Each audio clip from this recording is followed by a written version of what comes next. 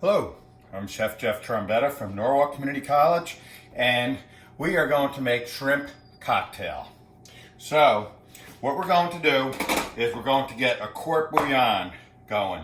Okay, this is a very flavorful liquid or broth to flavor shrimp. Shrimp is very quick cooking, so we're going to have to flavor this broth early. So you can see that I have lemons sliced up, the rind too. I have some ginger in there, right? And what I'm going to do is, and this is some white wine, I'm going to get it started because it really should cook to be aromatic. I'm going to cook all this shrimp because this is shrimp, shell on shrimp, and I'll talk about that in a moment. But I'm going to cook all this shrimp because, Easter's coming and got my boys coming, so we'll have a nice shrimp cocktail to start. And so you don't want to have too much liquid. Okay, I have to look at my shrimp and look at the amount of liquid. I have a lot of acidulation here from the lemon juice. I have the white wine. I should really taste the acidulation, and because too much acid will break down the shrimp, actually make it a little mushy. But you want to taste the acid, all right? Lemon juice, a little white wine vinegar. Okay, a little bit more acid.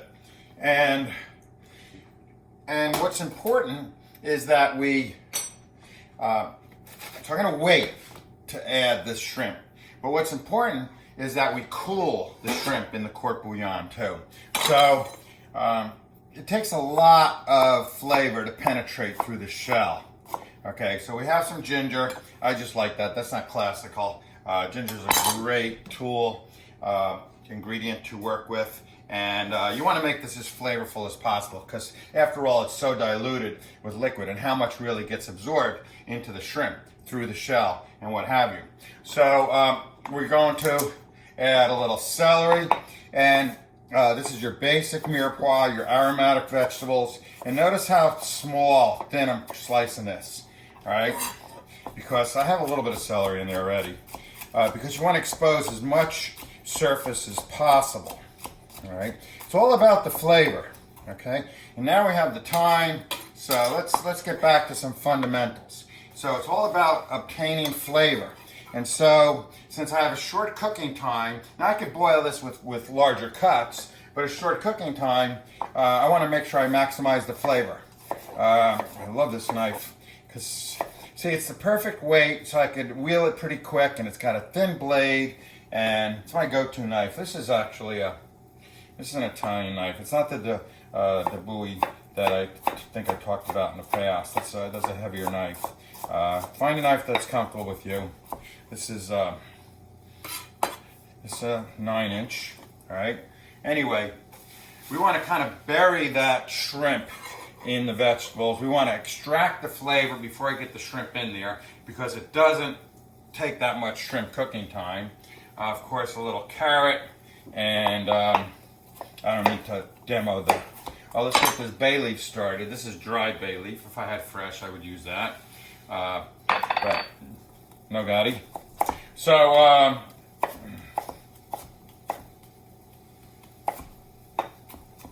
these do not have to be really uniform. This gets all strained out anyway, or actually just thrown away. You could use it as a base for a fumet, which is like a fish stock. It is a form of fish stock. So let's get our carrots in there, and don't forget the salt. Salt could go in there at any time.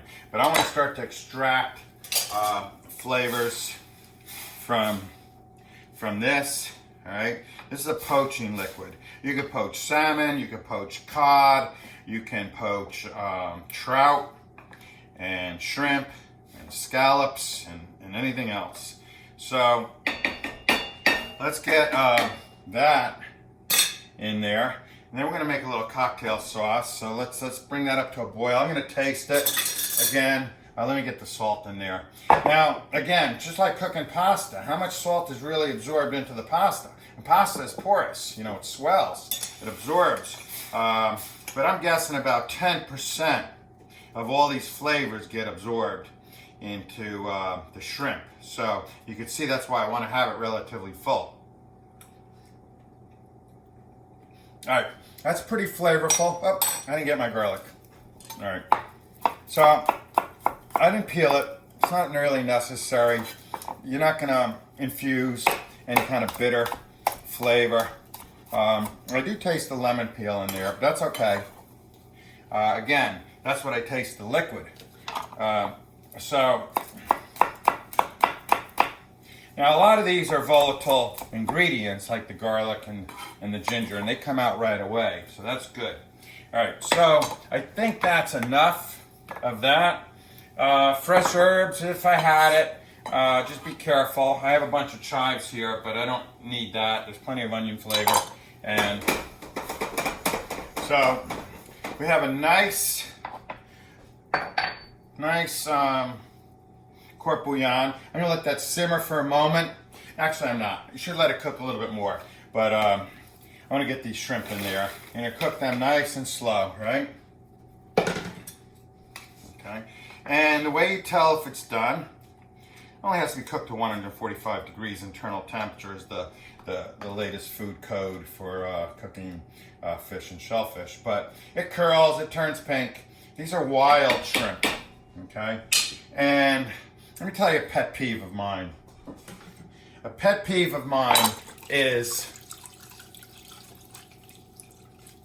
when they say wild tuna or wild scallops or wild whatever, swordfish, right? You know, nobody's got a pond of swordfish and tuna out there. Certain things are always wild. And, you know, it's kind of a gimmicky, you know. People think it's healthier, it's better, it's, you know, not this farmed seafood. So this is wild shrimp. They do have farmed shrimp. That's just one of these shellfish that you can farm or even cultivate and help along. They could help scallops along and things like that, but not the really deep sea scallops. So anyway, my thing about shrimp is that I always buy shell on because they're less likely to treat it with sodium tripolyphosphate. And you know, I gotta crank it up a little bit. You don't want it to really boil too much. And but we're gonna let it cool in the court bouillon. I might add a little bit of ice, which can dilute the flavor, but to help it along, because that's very important. Because as things cool, you know, you take especially corned beef, right? You cook it in a brine and you pull it out and it's steaming, right? It's going to be dry. All that moisture that's embedded inside the grain of the brisket is just steaming out, and it goes into the air, and now you have no moisture left into the brisket. And same thing with the shrimp, really. And you're better off cooling it in the brine or the court bouillon in this case. So when it cools and the pores of the shrimp and the brisket are open, then it closes and it locks the court bouillon flavor in there, or the brine flavor. You know, what's the point of cooking in a brine if you're not going to capture some of that flavor, or you're going to let it escape? So you can let this residual cook. They're not done. You can tell because they're not really curled. They still look a little opaque. And we'll get back to the tri-poly in a little bit. If they don't cook up white and they still stay opaque, they're treated shrimp with tri-poly. And these, apparently, I'm told not. By law, they are allowed to, a little bit, be treated with tri-poly. And so the tri-poly, what it is it's a somewhat of a preservative and a somewhat of a, you know, it's a sodium tri-poly. So it does provide a little bit of flavor, but it's really used as a water retentioner. When these things go out to sea and they have to stay out there, it's expensive to send a boat out there. They have to have a good catch. So this is especially true with scallops. They have to stay out there a long time to get a good catch. And what they caught on the first day is getting old, especially since these boats have processing along board to kind of keep people occupied and what have you, and they shell these items on board, and then they immediately start to lose water weight. So they're allowed to soak them in sodium tri-poly, which retains the water, which means it's tough to cook them. They stay opaque. You know, years ago when you had that nice white scallop where it's shredded when you cooked it, or the shrimp where it had a little bit of tug to it. You know, it had some chew to it. You know, almost al dente, to, if you want to say, you know, to the bite. And so with the tri-poly, you taste like a blubber gelatinous thing, especially it's over soaked and it's an expensive ingredient. A lot of it sits down at the bottom of the vat, so the stuff, the shrimp, the scallops sitting on the bottom get over soaked, and they're only allowed to soak for a certain amount of time by law, but it's just kind of one of those theories where more is better, and so they just soak longer because they don't want to have the water weight. They don't want to catch water weight. They don't want to catch a couple thousand pounds and come back with 1,500 pounds, right, and lose 500 pounds of money. So they soak in sodium tri-poly. All right, don't let me get going on that. That's enough on that. So let that cook a little bit more, and you know, maybe I'll cool it down with some cold water. This is ketchup, okay? This is wasabi. I prefer, it's not really wasabi. It's like I don't know, it's like a form of wasabi, essentially. It's not real wasabi root. But anyway, I don't have horseradish, and I kind of like this better. You know, we eat that with our sushi and our seafood. Make sure it blends, right? You don't want to get some wasabi chunks in there. And I add a little bit of red pepper. This just happens to be some Turkish red pepper, because that's what I have. It's not quite as strong as the Italian red pepper flakes. But, you know, I could add liquid, I could add Tabasco, but I want to keep this thing kind of thick. And I'm going to add some lemon. And incidentally, when you cut a lemon, whoops, let's cut off the edges. You should take out the seeds, and this is a Myra lemon, so it's a little orangey. The seeds and the white pith in the middle. So what I like to do is cut this in half, and you waste a little bit of lemon, but that's okay. And you got to cut out all the seeds, all right? So I'm just putting this over here on the platter, so when I do the presentation, I have my cut lemon, all right? So that's how you would do it for presentation. For juice and all that, it might not be necessary. You could strain it. You can strain it through your fingers, all right? You don't want to mutilate it. You don't need to cut it any smaller than that. So let's get some lemon in there, all right? That's the lemon. And that's enough how you cut that.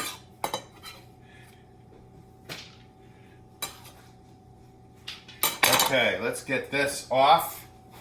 And, all right, see how they're nice and curled, right?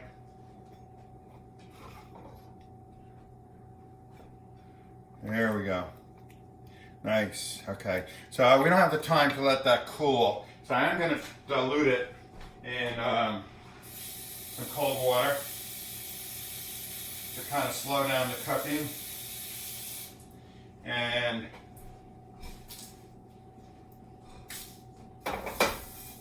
there we go.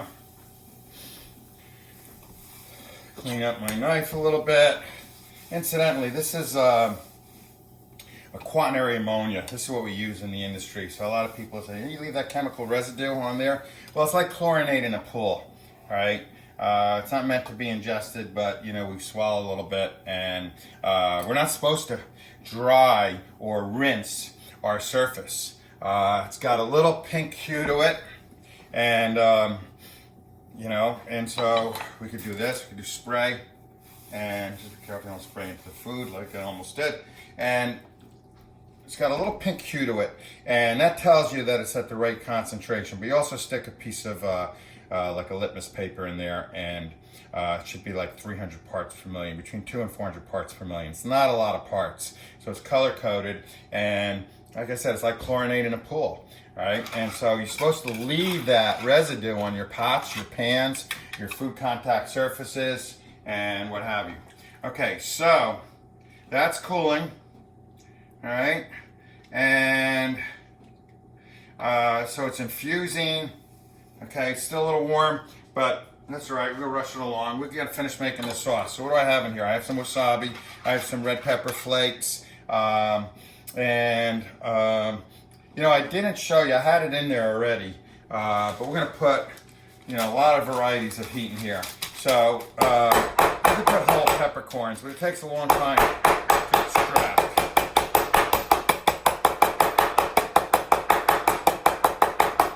So we're going to crush it as much as we'd like. Just a Ziploc bag and a meat pounder. And we're going to put some in here. All right.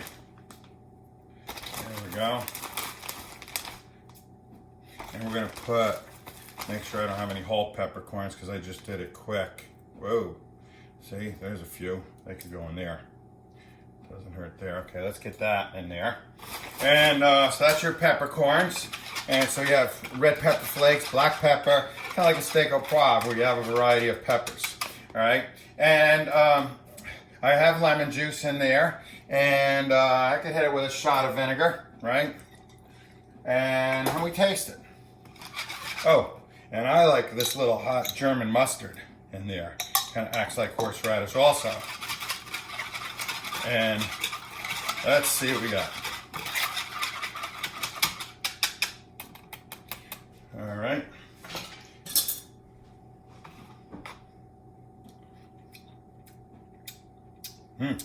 That is a great cocktail sauce. You know, ketchup is so strong. It's just kind of sweetened tomato and vinegar. The original ketchup was yellow. And, but anyway, somewhere along the line it got transformed to this. So let's put our cocktail sauce in there.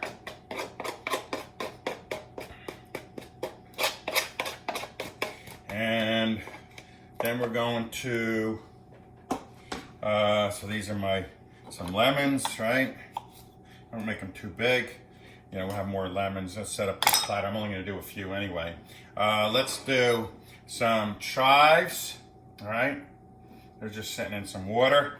And keep kind of a rustic look here, where we just kind of lean them out, all right? They're strong chives. I smell them like an onion. And we could put some along the top.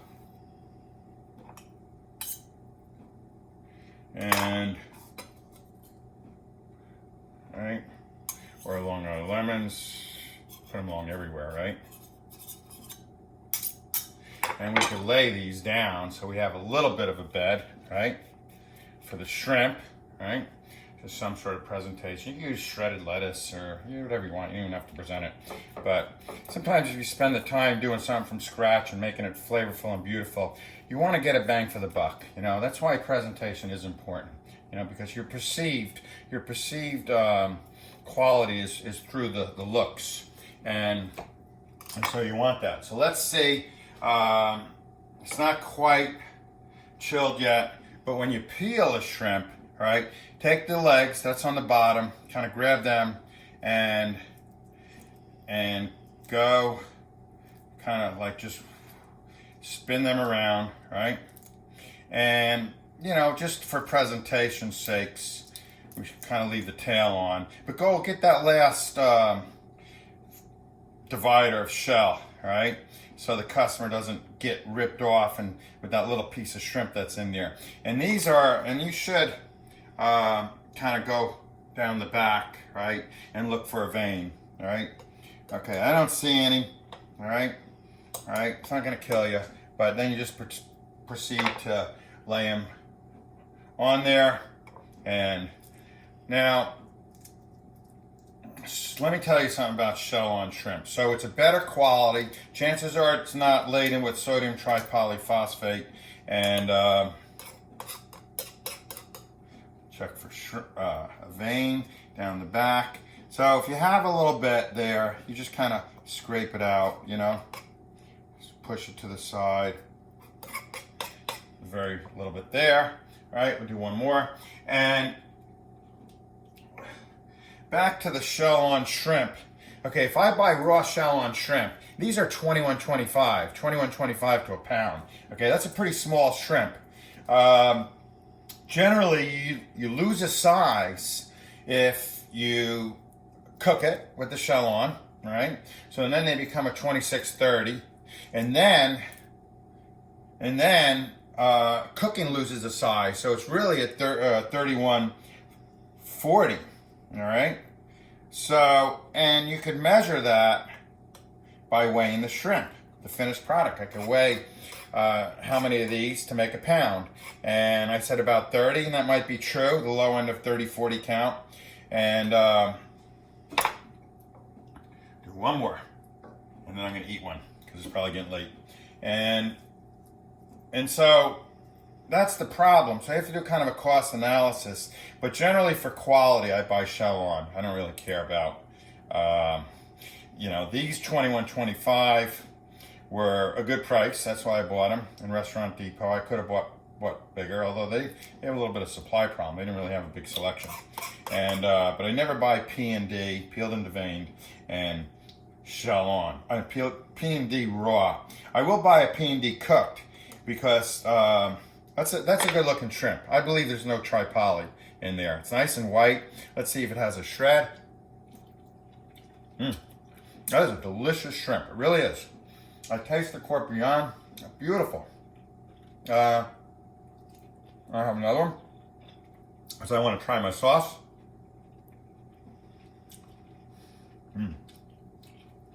Wow. All right. That's it. Shrimp cocktail seems very basic, but make it good. All right? Or buy it.